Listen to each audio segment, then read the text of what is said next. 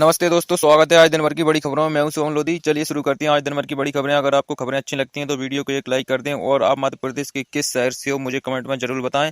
Ex CM के बेटे ने भाजपा के दिग्गज नेता पर लगाए रावण जलाने के आरोप।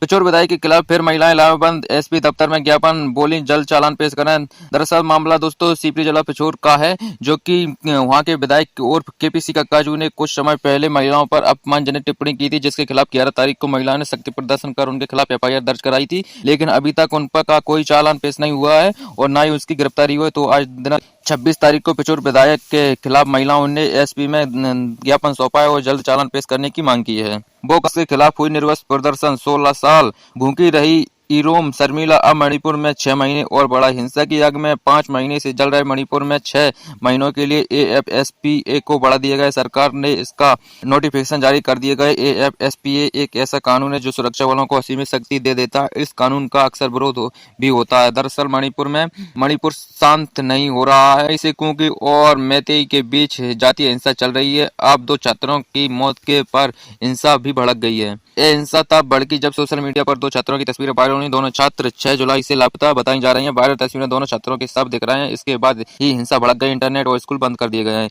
इसी बीच सरकार ने सिर्फ 19 क्षेत्रों को छोड़कर पूरे मणिपुर को अशांत क्षेत्र घोषित कर दिया। इसके साथ ही वहां पर armed forces special power act को बढ़ा दिया गया है। ना न्याय है ना कानून का राज। उज्जैन रेप कांड के बाद विपक्ष के निशाने पर आई शिवराज सरकार। मध्य प्रदेश के उज्जैन में 12 साल की बच्ची से दरिंदी कर फेंकने का सनसनीखेज मामला सामने आया है, जहां से वह पैदल ही अर्धनग्न अवस्था में इधर उधर चलती दिखाई दी है। बच्ची की हालत गंभीर होने पर उसे अस्पताल में भर्ती किया गया और इंदौर के लिए रेफर किया गया, जहां उसका इलाज किया जा रहा है। मध्य प्रदेश के उज्जैन शहर में सड़क पर खून से लथपथ पाई गई 12 वर्षीय रेप पीड़िता की हालत अभी भी गंभीर है। इस घटना के बाद से लोगों का आक्रोश नजर आ रहा है। एक आरोप को हिरासत में लिया गया है। जांच के बाद विशेष जांच दल एसआईटी का गठन किया गया है। इस बीच कानून व्यवस्था को लेकर विपक्ष लगातार शिवराज सरकार पर निशाना साध रहा है। मध्य प्रदेश कांग्रेस अध्यक्ष कमलनाथ ने मांग की है कि पीड़िता को 1 करोड़ की आर्थिक सहायता दी जाए। मामले के आरोपियों को सख्त से सख्त सजा दी जाए। सोशल मीडिया प्लेटफॉर्म एक्ट पर उन्होंने लिखा है, उज्जैन में एक छोटी बच्ची के साथ बेहद क्रूर बलात्कार का मामला देखना दिल दहला देने वाला। 12 साल की बेटी के साथ जिस तरह का जघन्य अपराध किया है और जिस तरह से वह अर्धनग्न हालत में शहर के कई इलाकों में घूमती रही और सड़क पर बेहोश होकर गिर गई, भाई मानवता को शर्मसार करती है। कांग्रेस नेता ने कहा कि मध्य प्रदेश में कानून का राज खत्म हो गया और अपराधी खुलेआम घूम रहे हैं, जबकि जनता परेशान है।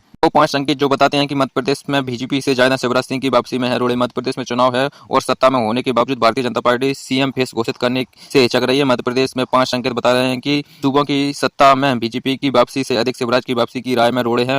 मध्य प्रदेश विधानसभा चुनाव के लिए कार्यक्रम का ऐलान नहीं हुआ, लेकिन सियासी तापीस बढ़ गई है। सत्ताधारी भारतीय जनता पार्टी बीजेपी अलग अंदाज में नजर आ रही है। पार्टी ने 230 में से 78 सीटों पर उम्मीदवारों का ऐलान कर दिया है। वहीं कर्नाटक मॉडल पर चुनाव लड़ने की बात करने वाली कांग्रेस टिकट बांटने की रेस में पिछड़ती नजर आ रही है। इनके बीच शिवराज की उम्मीदवारी का ऐलान नहीं किए जाने के लिए यह चर्चा भी तेज हो गई है। क्या बीजेपी के सत्ता में वापस लौटने पर फिर से सूबे की सत्ता के शीर्ष पर मामा की तेज पोसी होगी? विधानसभा चुनाव में बात और उम्मीदवार दिग्गजों की जमावट को शिवराज की घेराबंदी की ही तरह देखा जा रहा है कि वहीं आसाम मॉडल में भी चर्चा। पिछले चुनाव में जमीन पर नहीं उतरे, अब खुद लड़नी पड़ेगी जंग। एमपी में बीजेपी के बड़े नेताओं को टिकट मिलने की। मध्य प्रदेश में चुनाव में बीजेपी के बड़े नेताओं को उतारने पर हंगामा मचा हुआ। कैलाश विजयवर्गीय ने कहा कि मेरी लड़ने की इच्छा ही नहीं थी। सवाल है कि टिकट आर्थियों की लंबी कतार के बीच बीजेपी को उन नेताओं पर क्यों दाव लगाना पड़ा जो चुनाव लड़ने ही नहीं चाहते थे। मध्य प्रदेश की सत्ताधारी पार्टी भारतीय जनता पार्टी विधानसभा चुनाव के लिए 39 उम्मीदवारों की सूची दूसरी सूची जारी की है। हंगामा मचा हुआ है कि बीजेपी के राष्ट्रीय महासचिव कैलाश विजयवर्गीय ने साथ ही 3 केंद्रीय मंत्री नरेंद्र सिंह तोमर, फल्गुन सिंह कुलस्ते और प्रहलाद पटेल के साथ ही राकेश सिंह और 3 अन्य सांसदों को भी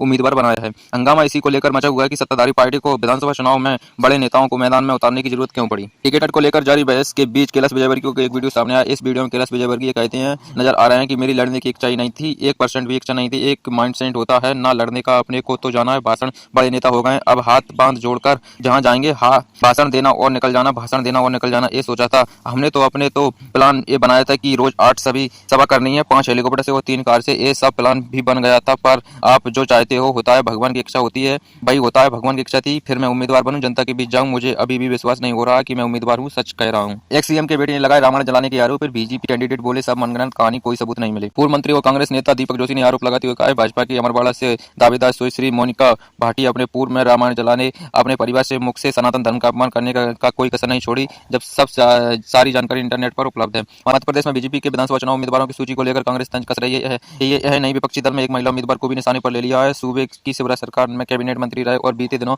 पहले कांग्रेस में शामिल हुए दीपक जोशी ने अमरवाड़ा सीट से भाजपा प्रत्याशी मोनिका भाटी पर सनातन धर्म को अपमानित करने का आरोप लगाया है। साथ ही पूर्व मंत्री जोशी ने आगे लिखा अपने बागेश्वर धाम के पूज्य गणेश शास्त्री को आरोपी ने कहा है। फर्जी डॉक्टर बन महिला मरीजों को करता था बेड टच, पोल खुली तो पहुंच गए थाने। एक शख्स पिछले 2 दिन से शाजापुर जिला चिकित्सालय में महिला वार्ड में घुसकर खुद को डॉक्टर बताते हुए महिलाओं को बालिकाओं को छेड़खानी करता था, उसके हाथ पकड़ता था। शख्स होने पर आरोपी पकड़ा गया और पुलिस के हवाले कर दिया गया है। जैसे थाना इंचार्ज को बना दिया हो कांस्टेबल। कैलाश विजयवर्गीय को विधानसभा टिकट मिलने पर कांग्रेस ने कसरत। मध्य प्रदेश में विधानसभा चुनाव की तारीख के ऐलान से पहले बीजेपी ने टिकट फाइनल करना शुरू कर दिया। पिछले दिन बीजेपी के राष्ट्रीय महासचिव कैलाश विजयवर्गीय चर्चा में है। पार्टी ने कैलाश को इंदौर सीट से टिकट दिया है। अब कांग्रेस ने कैलाश पर तंज कसा और उसका डिमोशन होना बताया गया है। मध्य प्रदेश विधानसभा चुनाव में बीजेपी के राष्ट्रीय महासचिव कैलाश विजयवर्गीय को टिकट दिए जाने पर कांग्रेस ने तय। और सबसे बड़ी खबर MP BJP candidate list Tomar, Patel और फुलस्ते के बाद अब सिंधिया की बारी। एक तीर से 2 निशाने साध रही बीजेपी। मध्य प्रदेश के विधानसभा चुनाव में बीजेपी ने नया दावा खोलकर सभी को चौंका दिया है। 3 केंद्रीय मंत्री को मैदान उतारने के बाद अब यह प्रयास लाया जा रहा है कि 2 और केंद्रीय मंत्री चुनावी मैदान में ताल ठोक सकते हैं। इनमें ज्योतिरादित्य सिंधिया का नाम भी शामिल है। हालांकि अभी तीसरी सूची जारी होने में थोड़ा वक्त लग सकता है। 25 सतना की है। एक दिन पहले ही थाने में दर्ज कराई थी गुमशुदगी।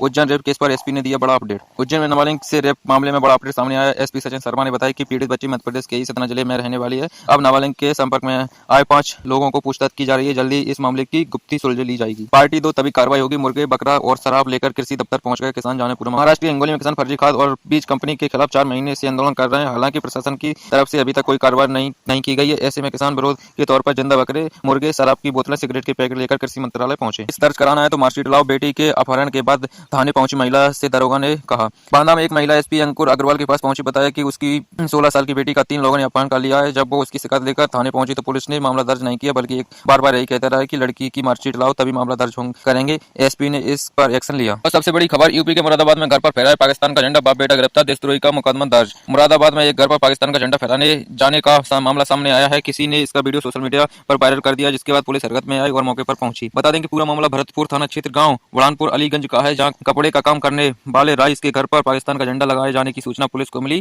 थी। उसके बाद पुलिस तुरंत मौके पर पहुंची तो देखा घर की छत पर पाकिस्तान का झंडा लहरा रहा है। पुलिस ने इसके फोटोग्राफी और वीडियोग्राफी की और फिर उसके बाद झंडे को उतरवा दिया। राइस 45 और उसके बेटे सलमान 45 को गिरफ्तार कर लिया है। दोनों पर धारा 153 153 बी के तहत देशद्रोही का मुकदमा दर्ज किया गया है। LIU के साथ पुलिस ने और अन्य एजेंसी भी गिरफ्तार की गई है। पिता पुत्र से पूछताछ कर रही है। अब इसको कोर्ट में पेश किया जाएगा। अल्पसंख्यक छात्रों को योगी सरकार का तोहफा, मेरिट के आधार पर वरीयता प्रणाली चालू। डिप्टी एसपी के खाते से उड़ा 1,95,000। लिंक पर क्लिक करते ही उड़ गई रकम। मुरादाबाद की भीमराव अम्बेडकर पुलिस अकेडमी में तैनात डिप्टी एसपी ऐश्वर्य उपाध्याय को ठगी का शिकार होना पड़ा। साथ ही साइबर ठगों ने उसके 2 बैंक अकाउंट से 1,95,183 रुपए की ठग ली है। डिप्टी एसपी की शिकायत पर 420 और IT एक्ट में मामला दर्ज किया गया है। साइबर टीम के साथ ही थाने की टीम इस पर